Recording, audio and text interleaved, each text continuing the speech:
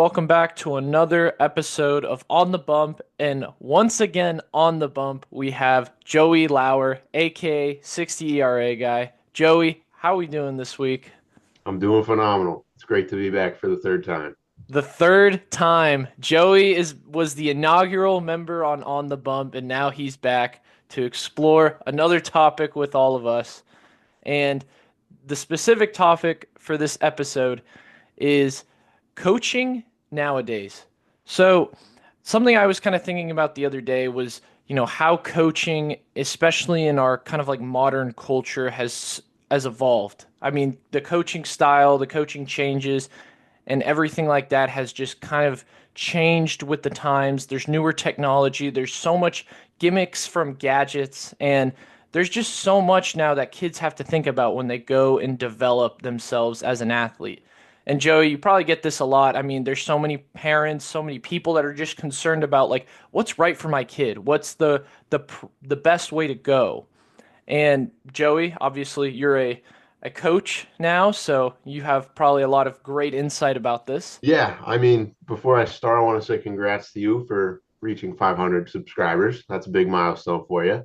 Thank But you. basically with coaching, I think currently there's a lot going on with a bunch of different people sort of preaching a bunch of different philosophies. And with social media being so accessible, a lot of people seem to kind of like latch onto whatever idea seems to fit them best. So like if it's this not strong kid, he's gonna be like, oh, I'm gonna follow these people that say, oh, you don't need to lift. With the platform comes a lot of people that kind of just fall into confirmation bias, where it's not really what they believe is actually going to help them, but it's what they believe already. So they're following what their preconceived notions already are. So I see that a lot. I think personally, just coaching a bunch of kids, everyone's not the same. Like I have kids that I work with that they're literally beanpole 6'5", throwing like low 80s as a freshman, for one example. That kid's going to be a stud. But then I got other kids that need to train completely differently to get the output that they need. So like I have another kid who's like 5'6", same age, totally different build, more short, stocky. He's going to respond better to different types of stimulus. So it's finding what works best for each kid. Like, for example, I'm probably not going to be programming a ton of box squats or like heavy bench or anything like that for the 6'5" kid because he's got way longer levers. And to get the right output, it's not as important to have a 225-pound bench. Where with him, it's going to be more focusing on the lunge, focusing on getting his glutes activated, doing like hip thrusts, stuff like that. That's where he will succeed more as opposed to the 5'6" kid where he's just like a little fireball full of just like fast twitch, needs to rotate faster to throw faster. He's going to be doing more of that heavy load, moving fast through like shorter ranges of motion because he doesn't have the same length range of motion like a big guy. So being able to decipher between the two in terms of lifting, strength training, all that sort of stuff. That's one key important piece I've noticed. I think you can't really just cookie cutter everybody. It's never going to work. And yeah, I don't know if I went off script, but that was what I was thinking.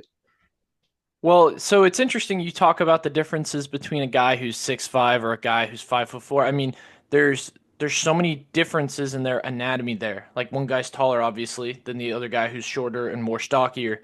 So when you kind of approach that as a coach, and obviously everyone needs a different stimulus, do you take your athletes through a little bit more of like a mobility test or like, what is your past throwing history? Like, how do you assess that from a coach's perspective?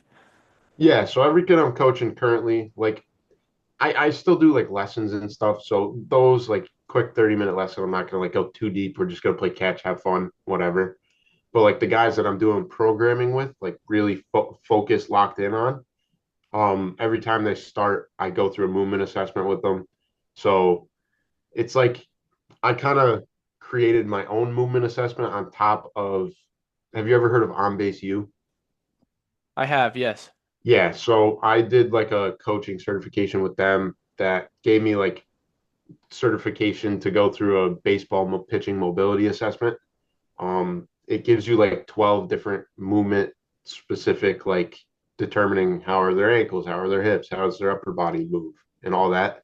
Um, I've noticed like doing it, it's kind of more, in my opinion, it's like very hip like. So I'm assuming what they did when they did the pitching program is since they're primarily golf, they sort of just like copy pasted the golf one to baseball.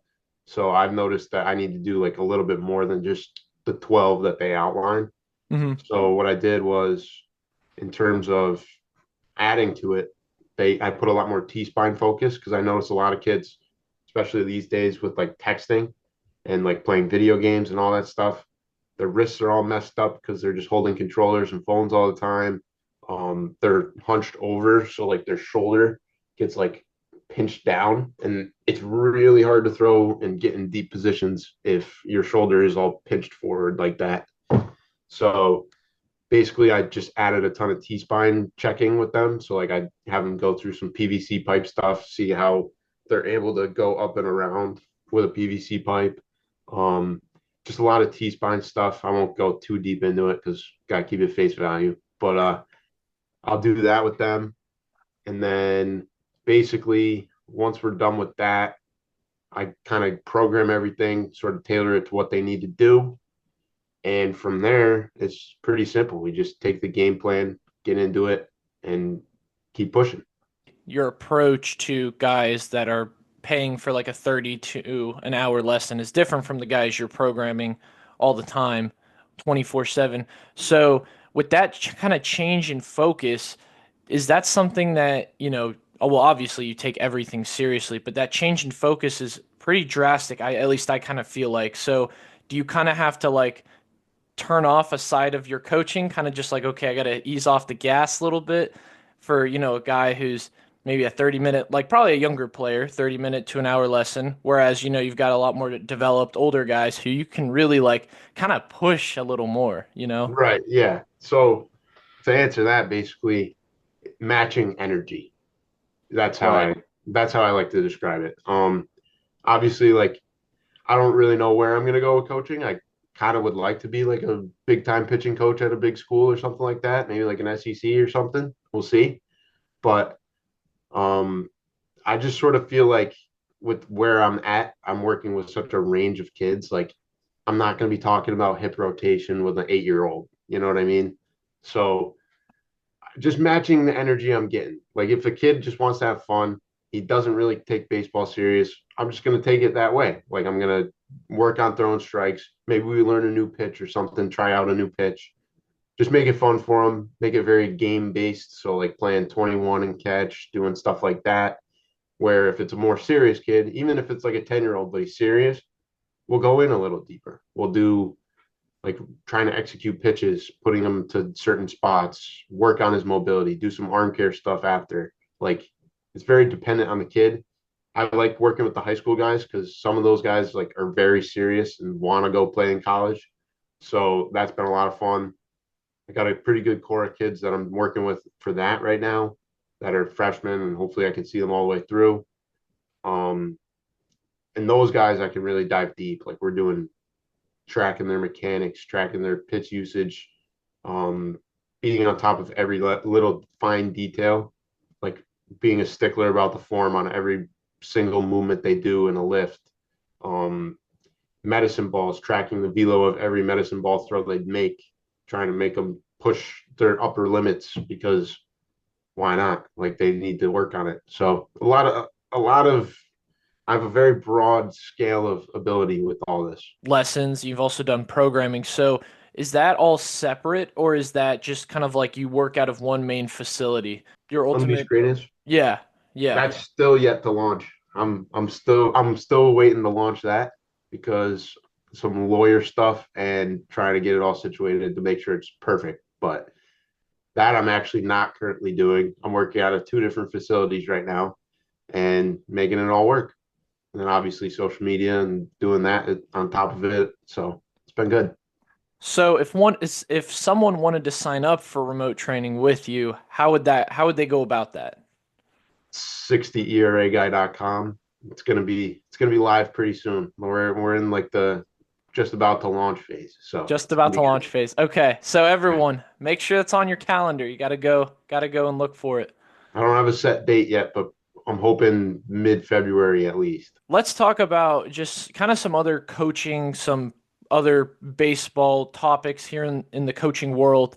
As you know, there's the drive lines, the tread athletics of the world, and there's a lot of different people who utilize plyo balls. I feel like plyo balls is something big that a lot of different people talk about and use in the coaching space.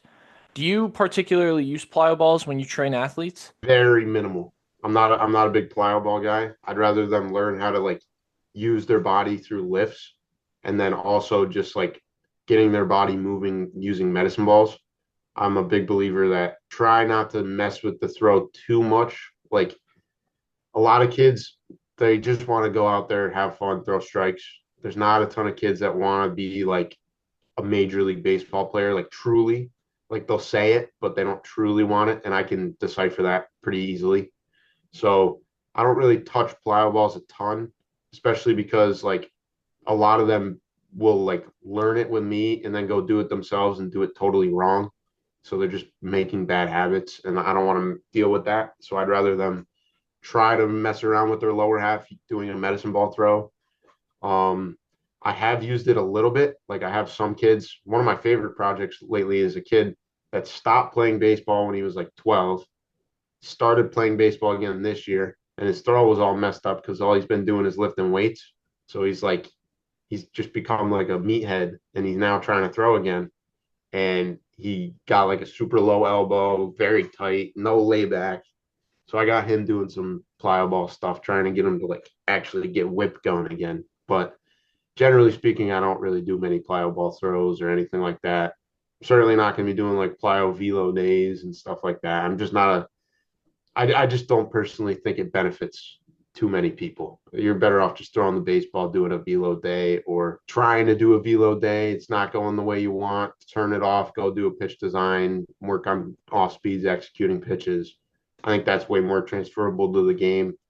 And the plyo balls are very niche to probably like professionals. I think it's very important for professionals because like they're so stuck in their ways of like how they throw. Adding like a different object that you're throwing can sort of help manipulate mechanics, but I don't see how any high schooler really needs them. So, if you don't think that plyoballs are necessarily a necessity when it comes to baseball training, are there any other gimmicks or like any other tools that you think that's like, oh, okay, this is actually like really useful? A medicine ball, 2 pound, 6 pound, 10 pound. Use those, throw them against a concrete wall. You'll get so much better just doing that. Like I've been ripping medicine balls since I was 10, and I feel like it's worked out pretty good for me. So doing that, lifting, making sure you're doing the right movement patterns, slowly going up in weight. Um, I think that's a way better investment of your time than any sort of like gimmicks or fancy products that people seem to unveil all the time. All you need is a pocket radar.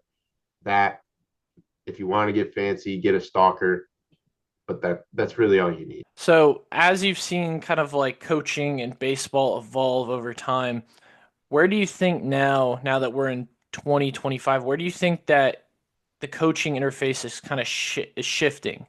Do you think it's shifting towards more of like a, you know, this everyone needs to be on a regimented type of a program, or does it need, or is it kind of shifting towards like, we're going to have such good technology where technology is going to tell us how a person needs to train? I think it's slowly getting to that. I think eventually, like I'd hope to see in like the next 10 years, maybe there's some sort of software where you can predict a kid's injury status, where down the line he's going to be like possibly at risk if he's at certain measurables, such and such. I think that generally speaking, a lot of kids would want that information. So I'm sure that somebody's going to come up with it. I think that in terms of a cultural shift in baseball, I don't know about coaching, but I feel like it needs to go back to the basics of baseball. I think it's sort of gotten into too much analytical, too much everybody's wanting to know what their spin rate is. Nobody cares if you're 17 years old and you have a 2,800 spin rate on a slider. Maybe a scout. I'll change. I'll rephrase. Nobody cares if your fastball spin rate's 1,900 or 2,300 as a high school pitcher. Nobody cares. So I don't think we really need to be on like data collecting for kids that aren't really up to par. I don't think you really need to know about spin rates till you're over 90 miles an hour, regardless. So I think it just needs to go back to basics, learning how to execute. I know it sounds kind of old school, but I think it's becoming new school again because of all the velocity craze over the last 5 years. But not really caring as much about the velo. Like if you throw 92, you're just as effective as if you throw 95. If you throw 98, you're just as effective as someone that throws 95. It's sort of, you just need to be able to execute different pitches. And I think scouts are showing that. Like it's going back to the basics. It's not like you got to throw 95, probably at least touch it to have a shot at being a high draft pick. Like they're putting way more focus on the pitchability, the movement on those person's pitches, and I think it needs to just be back into that focus where everyone's trying to make nasty pitches instead of try to raise the floor of their fastball game. I agree. I do think that it's to an extent it's concerning, especially with like the velocity craze like you talked about. I mean, there's so many guys who are now just like trying to do like literally whatever it takes to achieve a higher number. Whereas like if you can't throw a strike, then the number doesn't really mean anything. I And feel like I'm living proof of that. it's tough when it's just, it's all about the velocity and everyone is just so hyper fixated on that that there is really no time to sit there and just say like, look, you know what? We're going to find a way where you can throw strikes and also keep your numbers high, as you need to have them. And I think that that's something that I feel like is overlooked a lot of times when it comes to coaching, whether it's, the treads, the drive lines, or really, anywhere in the world. I mean, because right now everyone is so fixated upon how can I throw 98? How can I throw 100? You know, and yeah, it's pretty hard when you're competing against a lot of guys who are very genetically gifted and can, just pull 100 out of their body without really having optimal mechanics, right? So there is that aspect to it because obviously baseball is a competition and obviously everyone is trying to get to the major leagues. So there is, I think, that aspect of it too that does make it a little harder for, everyone to develop because everyone's trying to rapidly grow and get better at the game of baseball because, obviously not everyone has 10 years of their life to, you know, get better and keep going, right? So Right. it's, everyone has a peak amount of time in their life to do it. And I think that is definitely difficult for a lot of people because a lot of people try, the plyo balls, the water bags, you name it, right? They try all this stuff, and at the end of the day, they're like, "Well, crap, what is still holding me back from getting better?" And I mean, I'm speaking here a little bit from experience too, but it's frustrating. I mean, it really is. It's frustrating, especially as you're trying to get better and keep improving, because there is also that aspect to it, because there's a big sense of urgency. So. I do think though that like now baseball is shifting, especially in development and coaching and training. At least this is from what I'm seeing as someone who's not a coach. I'm seeing to where a lot of guys are finding more success, like we've talked about on this episode so far, are finding more success not using the plyo balls and most, focusing more on the mobility, the med ball. Um, and it's interesting because I really think that those things are, not naturally taught to a kid when they're younger, right? I feel like a lot of kids when they're younger, you're all they don't have the greatest foundation for, strength conditioning, right? And so when they learn to actually do these things using the gimmicks like the plyo balls, the water bags, or different things like that, that's become ingrained in them and that's all they know. So they don't know how to be relaxed and loose and free when they're younger, you know? And honestly, like, that's kind of how I have kind of seen my development go a little bit. Like, when I was younger, I didn't really learn how to be loose, relaxed, and just be an athlete, as a lot of people say, right? I mean, I played catcher, but that was to the extent of my athleticness there, you know.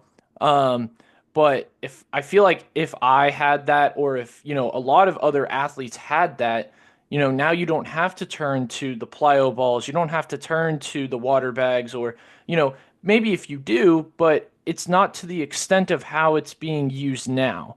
And I think that a lot of people invest money into like showcases or these different types of perfect game tournaments, and all of that has their time and place. I think they do have a time and place for that. I'm not saying it's not like bad or anything, but invest that money into good strength and conditioning. Invest that money into really good coaching. I mean, that could work wonders for a kid in development. Because why are you going to a showcase when you have nothing to showcase already? I mean, Exactly. you have more development. You're better off developing a kid and developing yourself, investing money in that, and you will be seen. I mean, come on. Like, we live in a world so focused on technology that, you're going to be seen, whether it's on X, Instagram, YouTube, you name it. There's someone will give you an opportunity. I feel like. Yeah, I think just to build off what you're saying, you're better off instead of paying for 8 showcases, you're better off paying for 7 months of training, and then you go to that one showcase when you actually have a product to show. Like personally, I don't think anybody throwing under, I guess, 80, we'll say 80, it depends on how old you are when you're throwing 80 as well, um, should go to a showcase. Like I don't see the point of going to a PBR if you're in the 70s. Like I really don't, unless you're 12. But even at 12, you're not getting recruited. So what's the point? Like you're better off just going, competing. I get kind of going to perfect game tournaments because you can go compete against some really good competition. But like going to a PBR, I would try to game plan it where as a junior in high school, you got one PBR that you're going to go to. And it's because you're ready to go after all the training you've done, where you're throwing at least 85 ish, and you actually have a product to showcase where schools are going to actually be interested in you. And that's just my recommendation. I don't see why anybody needs to just spam showcases when they're in the 70s and trying to show improvement. You don't have to show improvement at a showcase. Show good stuff one time, you're good. That that's it. Like you don't need to show improvement at a showcase platform. They're not. It's not going to market you any better. You could show improvement from 69 to 79. They're not going to show you off at 79. Doesn't matter. I do think though too, like the flip side of it is that a lot of people and a lot of coaches, or at least a lot of parents specifically, they don't know who to turn to for coaching. They don't know like what the best coach is. They don't know what's best for their kid. And you have, I mean, baseball, the industry has become such a business, unfortunately, nowadays, where all people want, I mean, most people, not everyone, but most people want to make money. And I mean, yeah, you have to create, you have to find a living somehow, but at the same time, at the expense of, you know, like let's say little Timmy who wants to get better and he doesn't know where to go to. Well, he's just spent the last 6 years paying X, Y, Z, and all these other people, and he hasn't really gotten that much better. So Right. Joey, how would you, if you were a player and you were trying to look to get better, how would you decipher between different coaches, different places? How would you go about your development if you were kind of in, a younger athlete's shoes? I personally would try to. So like it depends on the kid. Like me personally, I probably would try to just find as much online as I could for free. And since I feel that I'm pretty driven, I would probably just try to create my own thing and maybe some guidance from some people close to me. But as a kid that maybe isn't sort of internally driven and he knows that he needs to go somewhere to get help, I'd probably be looking at track record, the experience of the coach, how they've helped others, and is it just they bring people in for show, or is it they actually took a kid from being a nobody and brought them to being somebody that could have a life-changing experience going to a college or going from not making a school team to making a school team, just I think it's more important how the coach is able to bring them up through something as opposed to knowing that a kid from his local area goes to a big time school and is like, hey, you can come in and train for free here just so that it looks like we're really good. You got to be able to decipher that. Um, that's really it. That's sort of what I think. Like we've talked about, cookie cutter, one size fits all doesn't work for everyone. But I feel like if I was like a younger athlete, if I was someone who's young, I would look firstly for like a good strength and conditioning coach. Like first and foremost, even just don't take the baseball out of it right now. Just for life. Yeah, just take out the baseball stuff. I would look for a strength and conditioning coach, someone who's really good with movement patterns, just someone who's really good at like functionality, like someone who's not really focused on bodybuilding, but something that's just a little more well-rounded. Mm-hmm. And just kind of see like where their philosophies are, where their foundations are, and like kind of how they approach training. I do think that like obviously the bodybuilding stuff has a time and place like everything else does. But at the same time, too, like if an athlete needs a lot more mobility than probably, let's say, I don't know, someone else, they need to be focusing on that. Or like if someone needs a bunch of strength, right? They need to be focusing on strength. Or maybe they need conditioning, right? But just a coach who kind of understands all three of those and can articulate that and put that together for an athlete, for a kid. And I mean, like we talked about, I feel like you're better off investing in that right away at a younger age than maybe a really, really good select team or a really, really good uh, showcase, right? Yeah, And exactly. so, but maybe, you progress through that, you play on your high school team, you start to use that as your outlet to showcase, right?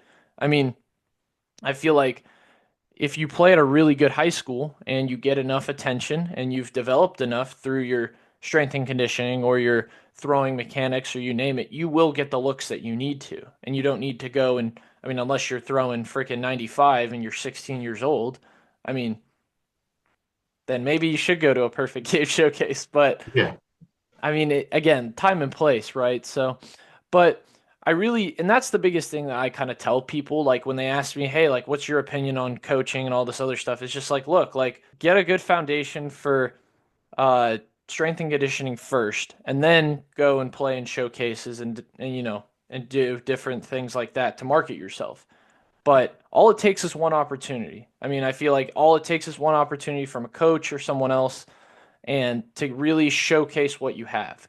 So, but I do think now that that there is better technology, it does give coaches more objective feedback on how a kid is progressing and how they need to train. Um, Obviously, like I feel like sometimes athletes can get really caught up with hitting numbers and really get caught up in their metrics and things like that. And like we've talked about, those have a time and place, and those can, drive people crazy. But I do think that, it is such an important thing nowadays because of the velocity craze, because everyone wants to get better. So, Joey, what have you kind of seen from like the athletes you've trained as far as like metrics and trying to get them to understand that like, hey, like, we're staying in here in the present moment. We're not too focused on, what's ahead. We're trying to stay here, right? I sort of treat it differently, actually. I sort of treat it where we outline the goals immediately, and these are the goals. You got to do this, this, and this to get to that goal. Today's a tough day. Remember, this is the goal that you have. And then I kind of try to apply what I use to get me going on those tough days as fuel to get them through it. So like for example, there's a kid I work with. He really wants to throw eight. He came in, started working with me through 70 at the beginning of the fall. And currently he's not supposed to be on the mound, but he at like team practice or whatever, it wasn't with me. He's supposed to get on the mound like next week. 2 weeks ago, his stinking coach gets him on the mound. He's sore, but he threw 75. So he sees the progress, right? And I just sort of think like reiterating, remember your goal. Remember you want to be throwing 80 this summer. That's your goal. And like I can see it sort of just within them come back out like, all right, this I really got to lock in and get this done. Whether it's like a tough, just little block of the workout that they really hate. Like that kid hates reverse lunging, so I make him do it every time because his movement patterns are really bad, and we got to get him better. And that's the only way he's going to get better and lengthen his muscles and get stronger. So just reiterating the goals to kids, like this is the goal you set out. Let's try to get there. I'm not promising it's going to happen, but if you focus on it, that's it's going to be way easier to get there. Um, I think that is sort of mentally been one of the best ways to work with kids, just because without like a goal, and I think you can apply that to life in a lot of ways because you can always sort of have a goal oriented. Um, I just think that trying to get them in that mindset where it's like a growth mindset and knowing like it's not going to be instant, but doing these small things over and over consistently, showing up every time with a goal, it seems to, and obviously that goal can evolve over time. Like maybe he hits 80 early and he wants to strive for 85 by the fall or something. Just building off those goals, snowball effect, consistency starting to compound, and it just becomes exponential. So, Joey, with a lot of these things in mind, when you're training athletes and training, obviously older guys, does this kind of like motivate you as well as a coach? Like, can you kind of talk about that? How does that like motivate you to do coaching better, be an athlete better, or just be like create content better? I I just got something in me where I feel like I'm very motivated to do all these sort of things. Like my big motivator, I think, is just I want to be in baseball as long as I can. And if I'm not playing, I want to do it in some way, shape, or form. So that's been my big driver. Um, Once I got hurt, I sort of my mindset shifted a bit where it was like, all right, it's almost kind of like I feel like I have a good knowledge base on how to help kids. And I've just learned through a lot of experience that like it's hard, but I have a lot of experience from trying to go through it myself and trying to become a professional baseball player where even though it didn't really work out for me, it would kind of feel sort of selfish if I was still trying to pursue it, knowing that I'm not at my best. Therefore, I may as well try to multiply what I know into other people, and maybe some of them go beyond what I could have been capable of doing. And that's sort of where my mindset shifted. Is like I want to be able to make a life changing impact for others, and that's something that's been a mainstay in my life forever. Like I wanted to, when I first got to college, I was a biochem major because I wanted to cure cancer because my family gets a lot of cancer. So I've always just wanted to help people, and it's sort of shifted into helping kids with baseball because I'm so knowledgeable in it, and I feel like I'm going down the right path. We'll see how it goes, but that's sort of what I feel.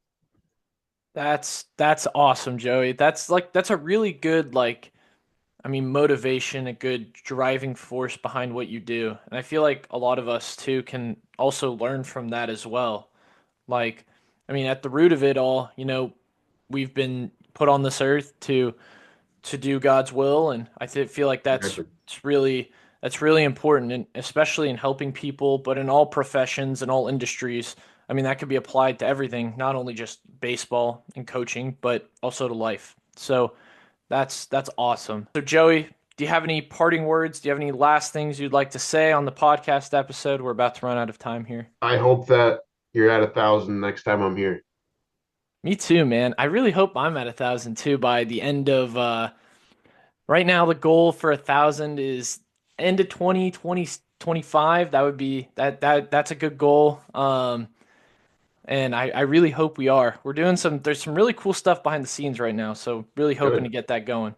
One more thing. Subscribe to my channel. I'm trying to hit 100K this year. So that's the goal. Everyone, check out Joey's social media channels and his website will all be in the description below. And obviously we will put some stuff out so you guys can all check out Joey. And fantastic guy.